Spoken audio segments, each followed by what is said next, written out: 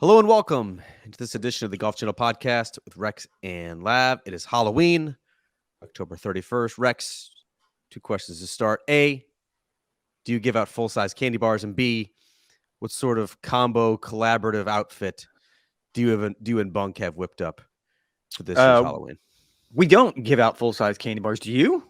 Wow, you make a lot more money than I do if you give out full-size candy bars. We give out the good stuff, like there's Reese's Pieces and Snickers and all the good stuff, but I don't like you're talking about like a full-size. No, we don't do that. That's pretty popular. That's pretty popular now. If you want to give the kids what they actually want, we don't personally. And actually, shopping for Halloween candy this year, Rex, it was insanely expensive. I don't know if it's inflation. I don't know if the chocolate factories are going through a difficult time. Expensive. $8.99 a bag for some Kit Kats and some Twix and some Airheads. Yeah, a little bit excessive. We have friends over, not really a party tonight. Happy Halloween, by the way. And we don't really dress up. Like my wife is really into gory stuff. Bunkmate likes to do the whole makeup thing. Stop doing that. I stopped doing that a few years ago. She still does it. No, we still do makeup, including on this podcast. That's true. There's only one kind of makeup that I'm comfortable putting on my face now, if I'm being honest. This one. That's right. That one. Thank you, Jess. Really appreciate it. So it's more of a like the highlight for us is so we all kind of go in the driveway. You've never been to my house, but so we have a big driveway. So all the kids walk by, and like at the end of the driveway, we had the big bowl, and so we kind of let them put their grubby little paws in there and pull out whatever it is that they want, and then we have like a cooler of like soft drinks and waters for the kids. And then we have a grown-up cooler of beers and whatnot for the grown-ups. And so we're a big hit around the neighborhood. Like the dads will make 2 loops intentionally to make 2 stops at our house just to make sure that, yeah, grab whatever candy you want. IPA, good. So you don't give out full-size candy bars, but you do give out double IPAs.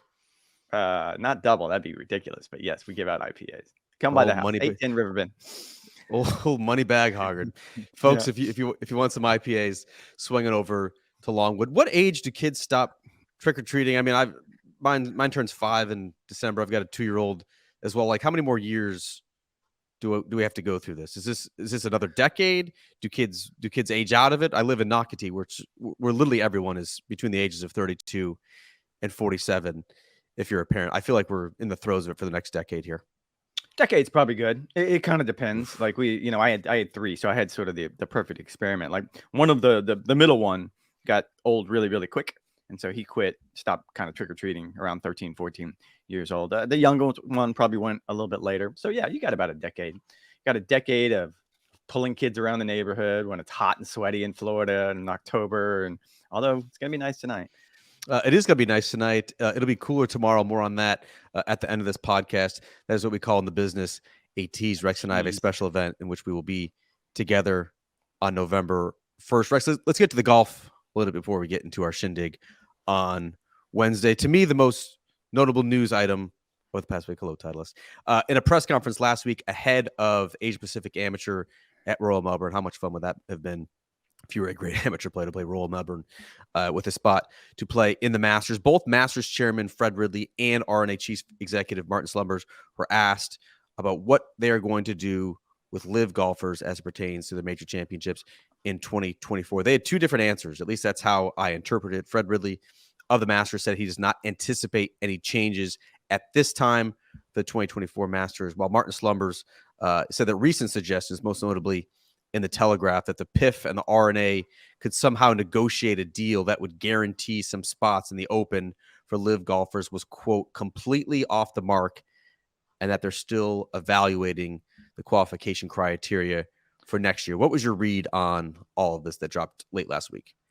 I need to capitulate on something here before we get into that answer. Really, really good question, but I need to apologize. I was very critical of Bunkmate, my beautiful wife, last week for having the audacity of saying that the David Beckham docuseries, which is a 4-parter on Netflix, was better than the Michael Jordan docuseries, which was an 8-parter, I think, on Netflix, if I remember correctly. I thought that was just sacrilege. I thought, what kind of heresy is this? This is ridiculous. You don't know what you're talking about. I have since watched the David Beckham doc, and a couple things. One, it is better because I think it's more honest, if I'm being clear. Like, I just think David Beckham allowed himself to be shown as the beautiful man that he is, and also as this sort of flawed in handsome man, as well as this sort of flawed sort of anti-hero with all the warts that come along with that. And so I thought it was really good storytelling. You got to, I'm not a big fan of the kickball, but you got a better idea of exactly what made him so great. But that's not why I'm capitulating. We talked about this yesterday. I couldn't wait to get to it. And these are not sponsors of the podcast. As you all know, we don't have a sponsor of the podcast. We'd love a sponsor, particularly a grill sponsor or an alcohol sponsor. Literally anything. This one that I'm about to drop, like I'm about to give some free publicity. So at the end of this like the last 15 minutes of the Beckham series, it essentially is Beckham outside of his English estate on a beautiful winter morning, and you can tell it's cold. And apparently he spends every morning in this tent that's got like this unbelievably like versatile and robust and massive grill. And it's got, I'm going to get this wrong. You looked it up yesterday. It's the Cashmere Caveman Company. Is that it? Yes. Yep. Get that right. And so it's just this massive kitchen. So you have, and it's all fed by fuel, by wood or charcoal. It's got like a Blackstone version. It's obviously got a smoker. It's got all of these things. I watched that 3 times. Just that part. And then I took a deep dive on the internet that lasted about 3 hours trying to figure out exactly what the caveman. How much do those kitchens cost? His was 50 grand. I'm very versed in this, but his is kind of built out a little bit like his tent. We have our friend. That feels like a bargain. It feels like a bargain, to be honest with you. It kind of did. It is a tent, but we have our friend with the European tour, Tom, who we spent a lot of time with at the Ryder Cup, and Tom kind of blew us both away and we're getting to the grilling talk really, really early in this podcast. I apologize. But he kind of blew us away because we were talking about, you and I were saying what we were going to grill when we got home. And he's like, I already put mine away. And he lives in England. And we were both like dumbfounded. Like if you told us that he threw his car into the river, I think you and I would have had less of a shocked response, because we were like, what are you talking about? And I guess it gets really cold. And that in the UK, they don't have like porches like you're sitting on your lovely porch right now. I have my porch that just got finished. And so they don't have that. And so it made sense as soon as I saw Beckham in his tent with the flaps down and the smoke going, and he's cooking and he's making breakfast in the whole 9 yards. And I'm like, oh, I get it now. That's brilliant. Tom, my man, just get a pellet grill, man. You plug it in, let it ride all winter long. I do appreciate that mea culpa off the top to bunkmate. I'm not sure if she's off camera pointing a gun at you. I feel like you should be holding up a newspaper. This is not a hostage video. How about the question, Rex? How about the question at hand, the golf question? Now 7 minutes in this podcast. I do appreciate it. Me a couple once again. Good luck with that one, Goldie. I'm going to say that it's the answers I expected. There's no reason for the major championships to move quickly on this. This goes back to talking with a lot of LIV players, talking with a lot of LIV officials 2 weeks ago at Doral at their team championship.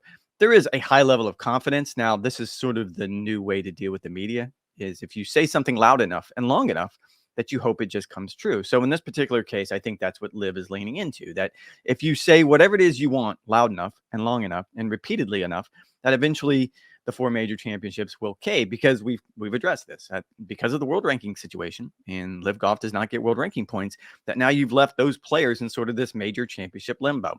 Taylor Gooch, for example, isn't qualified for the majors next year. So it becomes an issue. The easiest carve out, at least from the LIV Golf perspective, is if each one of the 4 major championships decided just to make some sort of exemption categories for, pick your number, the top 5 off the LIV money list or points list, whatever you want to call it, top 10, whatever the case may be. At least that provides an avenue. And I think from the LIV perspective, that makes sense. From the major championship perspective, it's clear they're not going to get bullied into this. And I'm not even saying it's not going to happen, because if you're Fred Ridley, or if you're the RNA, or if you're any of the majors, it does start to become an issue if you don't, quote unquote, have the best players in the world. I think we could have argued that Taylor Gooch is a top whatever player, fill in the gap, top 20 player, top 15 player. Like, he's a really good player, even though he joined that tour. If he's not in the major championships, that's a problem, but it doesn't seem as if the majors are in much of a rush to get to whatever the solution is going to be. Yeah, it's pretty clear that the major organizers who were part of the OWGR board that made the world ranking decision as it pertains to LIV, like Jay Monahan recused himself, Keith Peller recused himself. The major organizers were the ones who decided LIV Golf's fate, and so it's pretty obvious that they're not in a rush to do Live Golf a solid. You make a great point, Rex, about them screaming and thinking long enough. If they say it for long enough, that they're going to make some changes. They said that about the world ranking. They kept calling it obsolete for months and months on end. Well, that's still the determining factor in most of these major championship qualification criteria. They say over and over again that the majors need to do the right thing and carve out spots for live golfers, whether it's one guy, whether it's three guys, whether it's five guys, whether it's 12 guys, which is what Phil Mickelson suggested. And the majors just come back and say, not really. That's the way we're going to be doing things. I do agree that the optics are not great. Having just 5 live golfers who are exempt into all 4 major championships in 2024, based mostly on the recent major championship performance, those 5 players being Brooke Koepka, Dustin Johnson, Bryson DeChambeau, Phil Mickelson, and Cameron Smith. I agree. That's not a great look. Then again, you sit around and look at the roster of live players, like who are we leaving out? Who deserves to be in the Masters?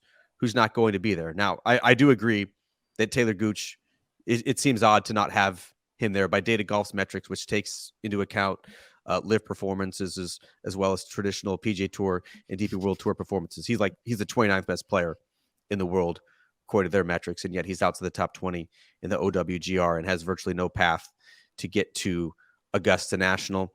But you go down the list, like there's Harold Varner, Mito Pereira, Joaquin Niemann. Like I'm not sure that the Masters is worse off if we don't have those players. And yet I still side with the live players that there should be a very, very small carve out for them as it pertains to the majors. I don't know if I side with them. I wouldn't put it that way. I sympathize, or I guess I empathize would be the better way of saying it. I certainly don't empathize with them because they made to move to live knowing full well that there was consequences. Yes. And I think most of the players that I talked to at Doral understand that. They understand that when they walked away, this was always going to be a possibility, regardless of what Greg Norman or anyone else at Live Golf said, that there was always going to be the chance that they weren't going to get world ranking points and that the majors were going to become a non-starter.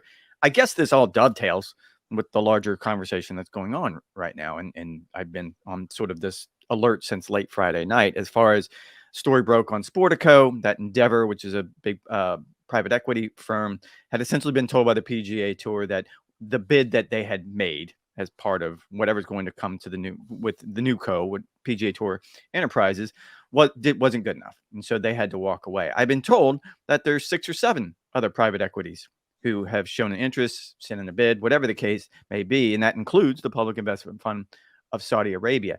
I think this is all contingent on wherever we land, whether that's 2 months from now, when December 31st comes and goes, and that's the deadline for the framework agreement, or my guess is beyond that, because I would find it hard to believe that they come to some sort of solution. I'm sure the majors are just going to wait to see how this plays out. I want to touch on that, Rex. So Endeavor was believed to be one of the leading candidates, right, to invest in the PGA Tour's new for-profit model. My initial takeaway after seeing that headline was that if the tour is in any position at all to turn down this offer, it either has or it believes that it will get a better deal, either from the PIF or other suitors. As you mentioned, there's probably 6 or 7 others that are in the mix. Do you agree with that takeaway that if the tour is turning it down, it either has a better deal or it believes that it can get one over the next couple of months? My understanding is the Endeavor deal was the least attractive of however many they have, whether it's 6 or 7, whether it's 2 or 3. We know the PIF is involved in these negotiations. I think it's safe to say Fenway Sports is involved. I think their CEO has actually admitted as much in the media. There's a connection between Jay Monahan and Fenway Sports. He essentially started his career there. So you would think that those negotiations would be robust, to use that word for the second time on the podcast. Must be trying to get some sort of award today. The way it was explained to me is this process is trying to find the best possible deal for the PGA Tour and the PGA Tour players. And in this particular case, it's clear Endeavor's offer was not that. Now, this is going to come up over the next few months, if not the next few years. A lot of this deal is hanging in the balance because of player equity. And that's the way the tour hopes to make those players whole. We're talking about Rory, talking about Tiger. We're talking about the players who stay loyal to the PGA Tour, is offer them some sort of equity in whatever PGA Tour Enterprises is going to be. it seems Endeavor's offer didn't include any player equity. So that's a non-starter. I said this yesterday on Golf Today. I was on after you did your roundtable with Joel Beal, which was very good, by the way. I will say this, that I was talking with someone in the private equity world about this yesterday. And I said, I can only imagine how complicated negotiations are for $1 billion deal between two entities that are that large, the PGA Tour, the Public Investment Fund, and then whoever else is involved. Like I can only envision in my mind how complicated and nuanced those negotiations are. Now you add to this the idea that, oh, if we also make this work, then we have to find a way to get the LIV players back on the PGA Tour in a way that's appeases everyone, which seems impossible. You need to find a way to make the players whole who stay loyal to the PGA Tour. And you also have to figure out how the governance works, because now all of a sudden you have one entity, whether that's the PIF or someone else, that has invested billions, and they're going to want a seat at the table.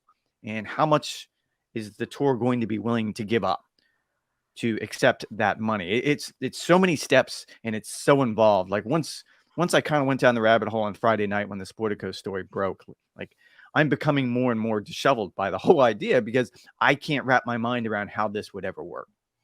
It's so nuanced, and it would represent such a seismic shift in the PGA Tour's future. Like thinking that this all could get hammered out in 6 months seemed pretty wildly unrealistic. I'm with you as it relates to Fenway. I don't know what would be like the golf equivalent of this. Like they're essentially the leader in the clubhouse at this point. Like Jay Monahan began his career at Fenway. He was the EVP before he left for the tour. Fenway is also involved with TGL, the new Tiger and Rory tech-infused league with the Boston area team.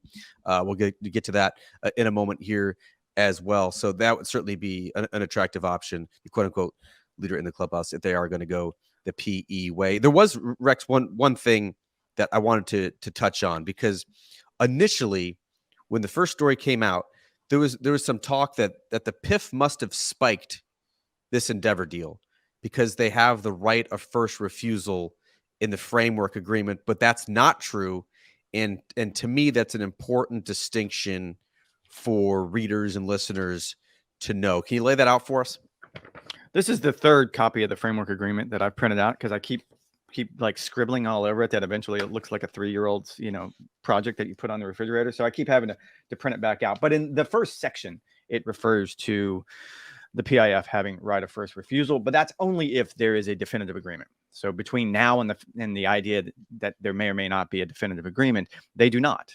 The PIF does not have right of first refusal. When that clause would come into play would be if we get to December 31st and they announce that the PGA Tour and the PIF have come up with X, Y, and Z, whatever the definitive agreement looks like. At that point, this agreement calls for them to have right of first refusal on future investment. So at that point, if Fenway still wanted to stay in the game and we still want to be involved and we'd like to invest $1 billion instead of $2 billion, then the PIF would have the right to say yes or no to that. I do want to just clean up real quick. I don't know that Fenway is the leader in the clubhouse, to be honest with you. I just don't know. If I had to guess, I think the PIF is still the leader because they are going to give the most attractive offer. I don't have a doubt in my mind that they're going to offer the most attractive deal for the tour and for the players for all the reasons that you and I have talked about. The idea that the Public Investment Fund wants an immediate return on their investment is not correct. Like they think in decades, not days. Whereas if you go to any other private equity, PE, as you're calling it now, they want some sort of return and they want it almost immediately. So let's say Fenway does step in and they do suddenly get a seat at the table and a piece of the PGA Tour in this new for-profit entity. They're going to want to see results very, very quickly. And where do those results come from? Because now you start talking about why does the tour need $2 billion or whatever the number is of injection? Like, why do they need the money? The easy answer is because the model they've created with the signature events and the elevated purses and everything else, sustainable. It's not sustainable. That based on the economics of the moment, they can't do this. Even with very, very lucrative media rights deals, they can't sustain this. And so you need that $2 billion. But going forward, where does the profit come from? Cutting. They have to cut. Cutting, consolidation. You're talking about, and I've asked this question a couple of times and never gotten a good answer. The idea that NewCo or PGA Tour Enterprises is going to be made up of all the for-profit assets of the PGA Tour, as well as Live Golf and the DP World Tour. I've asked for a list, like give me 10 items that are for profit. And it's very, very hard to get that definitive list. And I will say that suddenly you start talking about the TPC networks. You start talking about the President's Cup would be a for-profit asset. You're talking about any of the events that fall under championship management. There are a lot of things involved here, but I don't see how that profit margin works in the traditional sense for a PE. The reason why I think boring conversation. No, but the reason I still think Fenway is a leader in the clubhouse is because a tour PIF deal would not be palatable to the majority of the members. It wouldn't be palatable to the fans. It wouldn't be palatable to U.S. lawmakers. It wouldn't be palatable potentially to the DOJ, which is already looking. The DOJ would be the bigger one. Yeah, the DOJ. And look, the players have to approve this, but the DOJ one is going to make or break this. Yeah, and so we're potentially looking at a split on December 31st. The two sides going their separate ways if the deadline is not extended. And then, as we talked about last week on the podcast, following your trip to Live Miami, could get into a situation where the PIF and Live simply double down on their model and go perhaps even more aggressively in courting some of the PGA Tour players. Whether they would make the jump, knowing what we know now about the OWGR decision, very much remains to be seen. Rex, we touched on the TGL. There was some news that came out on Tuesday. Not going to lie, a little bit confused by the whole TGL thing. We know there's going to be 24 players. We know there's going to be matches that begin on Tuesday during football season, and I believe they switch to Monday nights in primetime, be broadcast on ESPN. But the format came out with this, what they're calling this modern match play, as well as the venue. I'll touch real quick on the venue. It's actually bigger than I thought it was going to be. I thought they're basically just like going to a PGA Tour Superstore and like hitting into the screen, like you and I have done countless times, where they juice the numbers, they guilt you into getting the brand new driver, and then when you actually get on the range, you hit it everywhere. More on that in a bit as well. But the actual golf course, what they're doing, this is at this newly built SoFi Center. It is 97 yards long, roughly the size of a football field. They're hitting off real grass tee boxes. There's going to be sand. The simulator screen that they are hitting into is 20 times the size of a standard simulator. So I didn't quite have that visual in my mind exactly right. I'm also intrigued, Rex, by this custom built green complex that they're calling the Green Zone. It's larger than 4 basketball courts and will feature the largest ever adaptable putting surface, in which these actuators and jacks can change the slope of the green. I don't understand it. I'm going to have to cover the first one in person just to see it for myself and just to get a bigger understanding. I think you want to go to the first one as well. But what was your takeaway from the format, the venue, the course, as this thing starts to take shape beginning in January 2024? I've talked about TGL quite a bit. I think I have been the one that says the technology is going to be the thing, along with the personalities that make or break this. This is an entertainment product. I'm going to hijack the podcast one more time. My apologies to Jason Gold, because I'm going to need you to slide that graphic in right about now, the one that I sent you, because I do want to point this out, that we are 23 minutes in, and this has not come up, that you and I played each other in fantasy football this week. Tough. And not only did I win, which I wasn't sure if I was going to win. At the beginning of the week, the projections were not going my way. The final score, ladies and gentlemen, drum roll, 166.18 to 99.28. Were you even trying? It's just really tough. I mean, we're sitting here. I've got Lamar Jackson killed you on IR. I mean, I feel good that I beat one of your sons last week, but this team's just not very good. It is not panned out exactly how I thought. Bijan Robinson has not been the slate breaker that we always anticipated. Tony Pollard has been a massive disappointment. His expected fantasy points per carry is among the worst in the league. I'm in a low spot right now, Rex. I'm not feeling good about it, and I don't actually feel good about making a deep playoff push. You notice I didn't mention anything about my team in the other league, so clearly I don't want to address that at all. You're in 12th. I'm at 11. That's not going well at all. To answer your question, we do these pods early because you're very much a morning person. So it takes me a while to wake up, even with a gallon of coffee down my throat. I will say that this concept kind of gets me fired up. And again, this is contingent on 2 different things. One, the technology has to work. And you and I are friends with a lot of people who are working for this outfit. And I have a lot of faith that they can get the technology to work, but it's never been done before. So there's a lot of logistical challenges that they're going to have to get to if the product that we end up with on January 9th, I believe it is, if we're watching it and you and I are both kind of like, yeah, that's cool. As I've gone through the list and as I've spoken with people there, I've kind of gotten very excited about the idea that hitting off real grass, oh, that's awesome. Hitting out of real rough, yeah, very, very good. Any shot from 50 to 60, 70 yards will be actual shots, not into that big oversized simulator green. All of this is very attractive to me. The idea that you can essentially turn the green into whatever green you want to turn it into. It's sort of insane. on a rotating. It's on a rotating table. It has all kinds of levers underneath that you can create breaks here. When I remember having a meeting, it was earlier this year with some folks, and they were talking about what they were hoping to build in the SoFi Center. And the idea going forward, this won't be out of the gates, but imagine that, let's say Tiger Woods' team is the home team this Tuesday night. And Tiger has decided to build his own. It only needs to be a 15-hole golf course because they only play 15-hole matches. But he can build his own virtual 15-hole golf course. Imagine sort of the opportunities. So I do think that part is cool if they can pull it off. The bigger part in my mind is, are the players going to realize that this is less competition and more entertainment? Because a lot of players that they've signed up, in my opinion, have a hard time wrapping their mind around that. And you're going to need personality. Like, you're going to need all of these players to be on top of their game. And I'm not talking about their putting and their wedge game. Really don't care about that stuff. What I want to hear is Patrick Cantlay showing some sort of personality, which he's always struggled with in the past. Lucas Glover is on one of the teams, and I've covered Lucas for a long time, big fan. I don't know that he has the gear to show some sort of real personality in the heat of the moment. All these players are going to be mic'd up. It's going to be live. You're going to have the opportunity to talk smack. You're going to have the opportunity to have a little fun with it. Will they? That's going to be the breaker. Yeah, I mean, it's certainly an intriguing collection of players. I think anytime you have Tiger and Rory at the helm, it has an opportunity to be successful. We've seen Tiger, though, in a number of mic'd up situations, whether it's with the matches or skin games, whatever the case may be. He is not the most appealing mic'd up player. He seems very hesitant to say what he actually wants to say, despite him being a notorious trash talker among the players. I'm with you. Like, I do think there is some potential. Like, JT mic'd up is always a good time. Max Homa Rory will be good. Mic'd up is good. Billy Horschel mic'd up. Terrell Hatton mic'd up. I want to know how long the delay is going to be.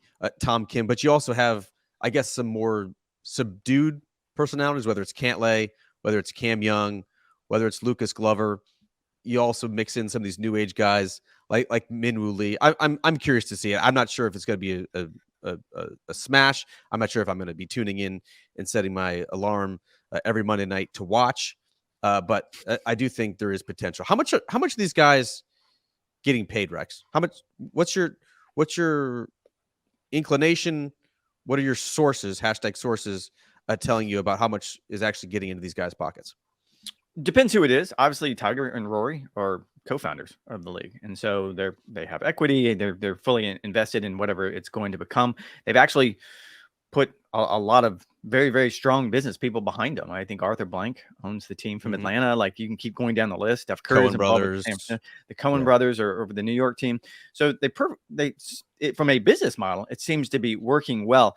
I don't think the actual contracts, because if you look at the number of players that they've actually announced and signed, they have more players than they have spots. That's by design, because they know that Rory probably is going to struggle to get from, let's say he plays in Maui to start the year.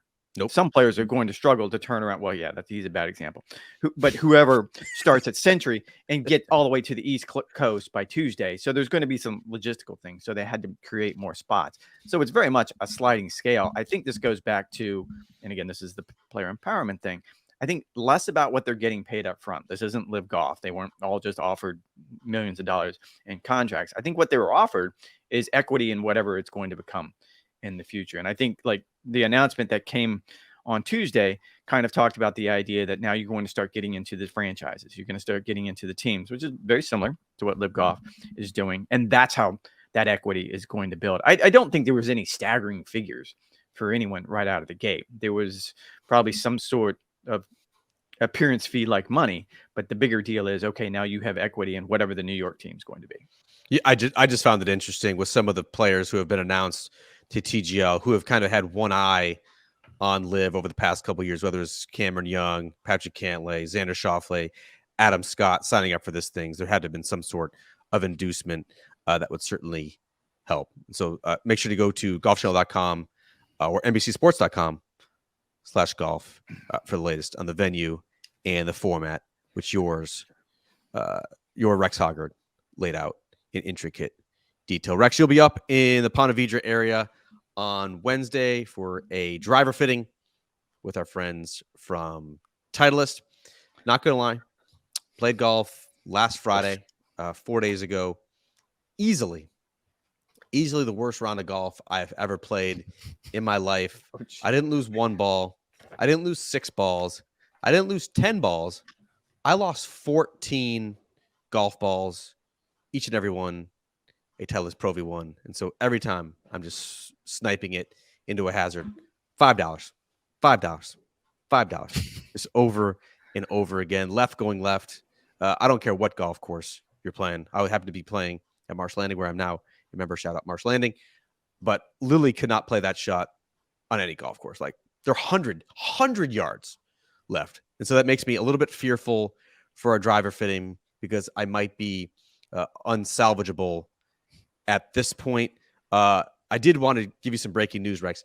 The high forecast, the high temperature for Wednesday is a real feel of 59 degrees with wind gusts of, yes, this is right, 37 miles an hour.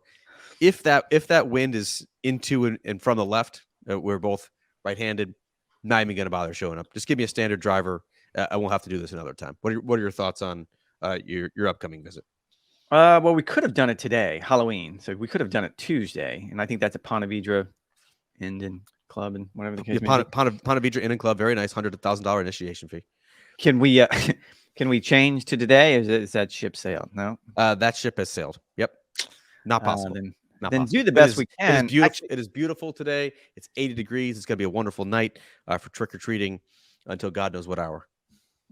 Yeah, because into off the left, that's going to be no good. Like, what's the use? Like, I think I'll just mail it in. The bigger issue for me is I haven't put the top back on my Jeep, and so it might be a cold ride up and a cold ride back is the bigger issue. I mean, that is a massive cold front that is sweeping in. If we're dropping 25 degrees day over day, however, I'm still optimistic that they can position us on the range to maybe get down and off the right, in which we could just take those drives to Pound Town, set unrealistic expectations for ourselves. I think they have hitting bays too at Pablo Creek, if I remember correctly. Like, they have a very nice setup. Like you mentioned, the entry fee for Ponte Vedra. My guess is the entry fee for Pablo is even higher. Yeah, even higher. We will not be sneaking out for an emergency 18 after our fitting session, but we are very much looking forward to that. We'll have a full recap in excruciating detail on next week's podcast. Rex, a big Saturday ahead of us in college football, at least for those of us who support the #1 Georgia Bulldogs, home against Missouri, the team that almost tripped up the Bulldogs last year and route to their back-to-back national championships. That's the 3:30 game. And then LSU at Alabama, essentially the game that will decide the SEC West champion, who Georgia hopefully will be facing the SEC championship game. So in other words, what are you throwing on the grill? That's a good question. I just got the kitchen done, so I'm trying to get it all organized back there. Did smash burgers last night. I did smash burgers last night with pimento cheese instead of regular cheese. Kids loved it. Went over really well. Don't know. Haven't even thought about it. I haven't done ribs in a while. I think we're going to have friends over this weekend for the games. By the way, Georgia looked really good against Florida. As an aside, since I've already capitulated to the bunkmate, you know what we won't ever be doing again? We'll never be going to a college football game, because she made it exactly one quarter, not one half. Not one game, one quarter at the UCF game against West Virginia on Saturday. So we won't be doing that again. What was the reason? I mean, my wife has taken Cam, my 4-year-old, to 2 Jaguars games this year. He at least lasted one half, and he's a mere child. We barely made it into the stadium. It was too hot, which it was kind of hot. I will grant you that, although it's better than it could have been in Central Florida this time of year. And it was very crowded. It was a sold-out game, and the bounce house probably isn't the most relaxing place. If you kind of have some anxiety issues already going into it, it's moving around quite a bit in that particular game. So it was a couple different things, and that didn't work out very well. As a matter of fact, I'm actually surprised by the time we parked, and we got really good parking. My brother-in-law actually works for the school, so we were able to use his tickets and his parking. By the time we parked, I was shocked that she actually got out of the car, because it already had built to the idea that, yeah, she wasn't going to like this at all. Oh gosh. Oh, Yeah, so that's last Bunk's last football game of the year. I had a great time with my wife, as well as your friend of mine, Ricky Johnson, and his lovely wife, Catherine. We had great seats for the Georgia-Florida game, the world's largest outdoor cocktail party. Have you ever heard it? You ever heard of this? It's like loge seating. I might be mispronouncing that. LOGE. Never heard of it. It's essentially a platform that is erected on the field. And so, like, we could not have been closer to the end zone. Very interesting angle. Never sat that low before, like seeing the gaps lined up. And if you think a college football player looks small on TV, I guarantee he is not. Even like the scrawniest, most pipsqueak college football player is still massive in real life. And to see the speed with which the offensive linemen move and the defensive linemen move was absolutely breathtaking, seeing it that up close and personal. I mean, I hadn't done that for a Georgia game in 15 years since I used to cover the Bulldogs for the Athens Bear Herald. So that was certainly an eye-opening experience, and always better when the Dogs win. How'd you get those tickets? 43-20. Shout out Kevin Miller through the UGA athletic department. He has now moved on to Virginia, and so I need to find a new friend in the athletic department. So if anyone's listening from this from UGA, I'll hit you up on October 1, 2024 for some more Georgia-Florida tickets. Thank you for asking, Rex, what we're going to be doing this weekend. You mentioned smash burgers. My wife's aunt and uncle, who I love dearly, are coming to visit on Friday. They actually requested smash burgers. They have become such a hit in the Labner-Hoskin family that I'll be doing that for them. I do appreciate that price point better than trying to do like 5 or 6 ribeyes, which could have gotten a little bit pricey. We'll also go down to Dan's Seafood in Ponte Vedra over near TBC Sawgrass, get 2 dozen oysters. We had them for our Seafood Fest a couple of weeks ago. They were big. They were easy to open. They were salty and briny and delicious. So looking forward to doing that. How'd you cook those? Did you smoke those? No, I just grilled them. So you pop them open. Wait till it starts bubbling a little bit. Throw some cheese down, melt it. Whew. Char grilled oysters can absolutely not beat them. On Saturday for the game, I've got a pork butt I've been meaning to throw on the workhorse, and so I'll do that. We'll probably do some pulled pork nachos, which should tide us over for the 6 or 7 hours that we have to do. Might smoke a tri-tip as well. Shout out my buddy Sean, who hosted us for the Jags game on Sunday. Had a delicious tri-tip. That got me in the mood to make one as well. All right. That's going to do it for this edition of the Golf Channel podcast with Rex and Lav. Happy Halloween to all who celebrate. Enjoy those full-size candy bars. And if you go to the Hoggard House, most certainly enjoy those double IPAs.